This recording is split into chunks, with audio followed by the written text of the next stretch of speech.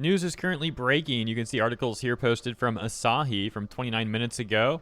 And if you missed the news from last night, there's a brief clip posted from NHK where you can hear sirens going off over in Japan. With the text, North Korea flies missile over Japan, writing, an intermediate range missile landed in the Pacific Ocean on Tuesday morning after being launched by North Korea in an apparent trajectory over Japan. NHK and Yonhap report. Following the launch, Japan issued a warning which was later canceled, instructing people to take shelter immediately.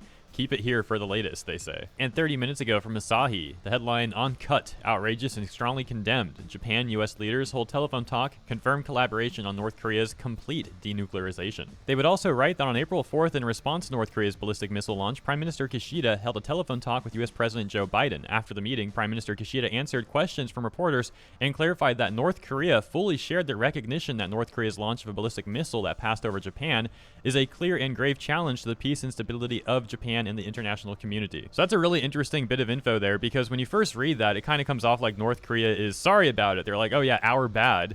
But if you read it again, they never apologized or anything. It could have actually been so much as them saying, yeah, we acknowledge that it's bad for stability. We don't care. We're going to keep doing it.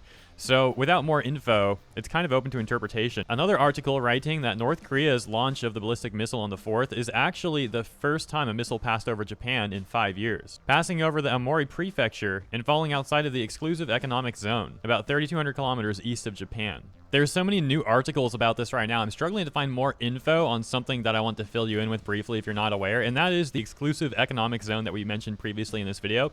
Because about a year and a half ago to 2 years ago, I think it was, there were other missiles that flew by Japan and landed in the exclusive economic zone. However, I suppose they didn't actually fly over Japan like we have going on in the new situation. So just kind of providing some additional info there, according to my recollection. Once again, I like to find articles talking about those from a couple years ago, but it's just kind of messed up right now. So I'll leave it there.